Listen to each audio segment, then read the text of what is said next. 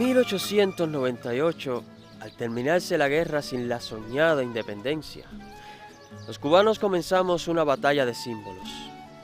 Decía abuelo que daban vivas a Cuba libre, se canturriaban tonadas mambisas y que las mujeres lucían a la par estrellas de 5 puntas y vestidos combinados con los colores azul, rojo punzó y blanco, mientras los hombres invariablemente lucían estrellas y escarapelas en solapas y sombreros. Aquellas iniciativas patrióticas anunciaban que seguíamos plantados en fundar la república que Martí soñó. Por eso sembramos su figura en cientos de imágenes, porque los hombres que nacen se sienten guiados de la mano del hombre digno que acaba de morir. Martí de ideas, piedras y símbolos. Martí de Cuba. Primera parte. Desde los tiempos de guerra, el culto a la bandera representó expresión de patriotismo. Por eso, ante una ocupación indefinida, los maestros movilizaron la opinión pública con paradas escolares y homenajes a los padres de la independencia. ¿Cómo renunciar a la más cubana de nuestras tradiciones? Cada mañana, la mano tierna de un niño o el puño robusto de un maestro tira de la driza que hace ondear la bandera de la estrella solitaria. Pero, ¿cómo llegó la imagen de Martí en piedra o papel a las plazas, a la escuela o al aula cubana? Los sucesos ocurridos en Harvard sucedieron 5 años después de haber terminado las guerras independentistas.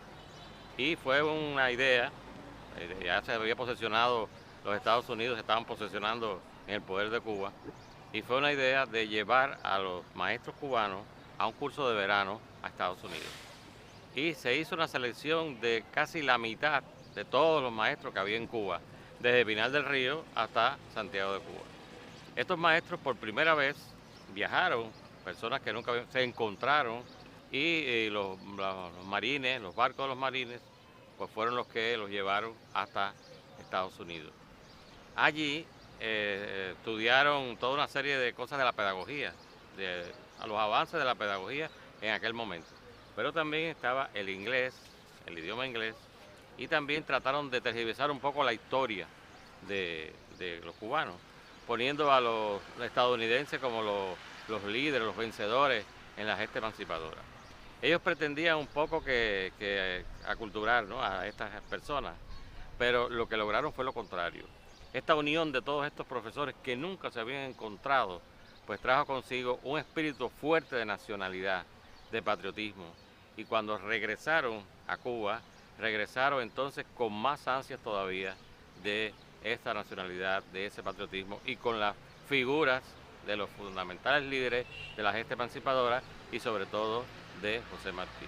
Aunque en este periodo de esos 5 años antes de este suceso, pues creo que todos los cubanos que emigraban de Estados Unidos, pues también traían las ideas del maestro, y también los que eran maestros llevaban a sus escuelas la idea, la imagen de nuestro José Martí. La noticia de la muerte de Martí la confirmó al mundo el Diario de la Marina en su edición del 21 de mayo de 1895. Aún así, muchos dudaron la certeza de la caída de la Dalit. Cuentan que desde entonces los cubanos de Tampa, Cayo Hueso o Nueva York tuvieron días muy tristes al evocar al que les habló de una república con todos y para el bien de todos. El 4 de junio llegó a Cayo Hueso un cablegrama procedente de Santo Domingo, supuestamente firmado por Panchito Gómez Toro, desmintiendo la muerte de Martí. Tan rápido se diseminó aquella noticia que Carmita, hermana de María Mantilla y ahijada de Martí, víctima de la errada noticia, le escribe desde Nueva York.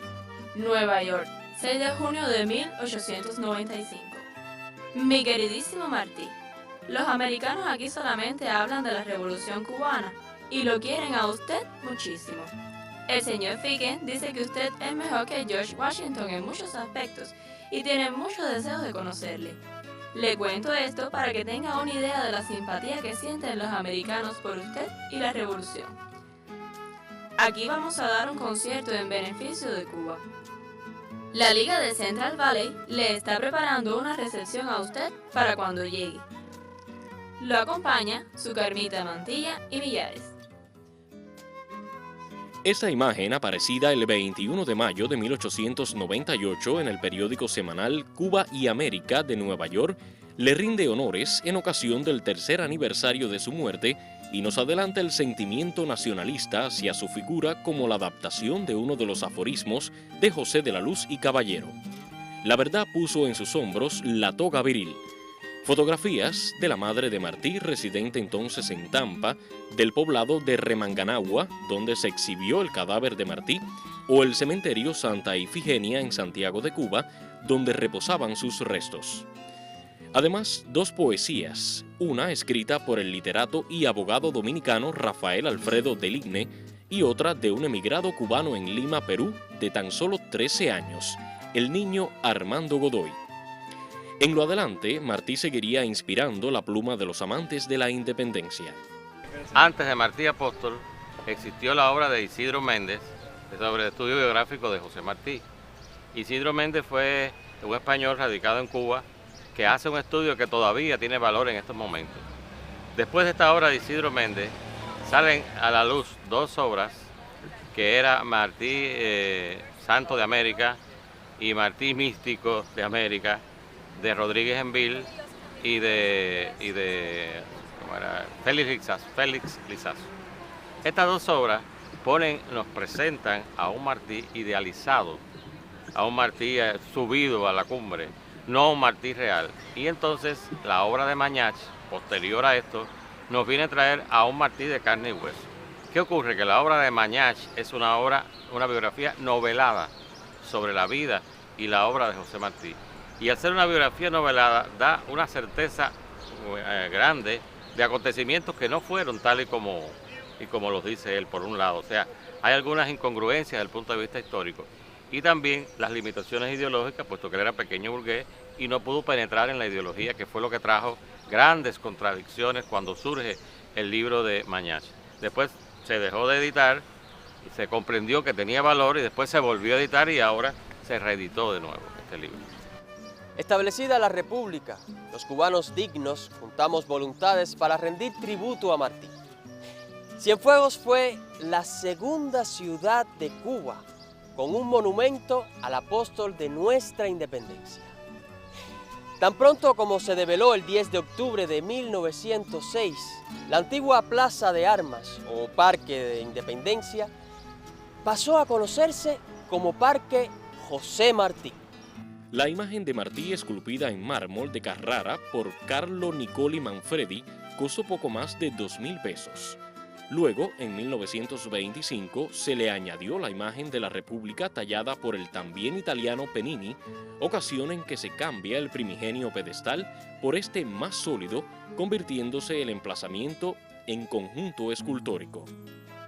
En 1907, José Francisco responde a quien le pide una fotografía de su padre que un retrato bueno que tenía lo presté para una estatua que se erguía en Cienfuegos. La foto pudo ser el patrón utilizado por Niccoli Manfredi. De cualquier manera, aquí asoma la genialidad del apóstol, pues se asegura que el artista, antes de esculpir la figura clásica, estudió la vida patriótica del artífice de la independencia cubana y leyó parte de su obra. Muchos de aquellos que empuñaron las armas en la guerra del 95 y que tuvieron a Martí muy cerca del pecho, no dejaron de hablarnos de él presentándonos como valiosas joyas sus máximas y aforismos poéticos. Estas máximas, o apotegmas, o aforismos, que son todos sinónimos, en la obra martiana, también estuvieron en los contemporáneos de su época.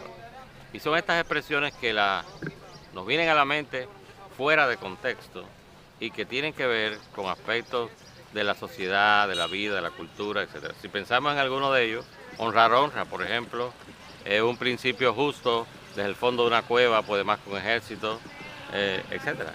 Y estas máximas son de gran importancia porque fueron escritas por él en su estilo, a propósito, para lograr la formación de esa nueva sociedad que él quería, y de valores, de justa, digna, con ideas morales positivas, o sea, un hombre desde el punto de vista integral. Y de ahí la importancia que tienen todas estas máximas que encontramos a lo largo de toda la obra de José Martí y que han sido lemas incluso en la Revolución Cubana. Dentro de la literatura de Martí se destaca como sus características estilísticas esta llamada prosa poética. Una prosa poética que no está en sentido recto, que está llena de figuras del lenguaje figurado, de metáforas, de símiles, hasta en sus discursos hay prosa poética. Pero junto con esta prosa poética, pues están estas máximas, estos aforismos, que abren o cierran o están en el intermedio de un gran escrito y que son de interés para una colectividad. ¿Qué pasa? Cuando tú extrapolas una de estas máximas, las sacas fuera de contexto, lo mismo puede servir a favor que en contra. Y es una de las cosas que se ha hecho inconscientemente o conscientemente por parte de los detractores de los que están de las ideas de la revolución.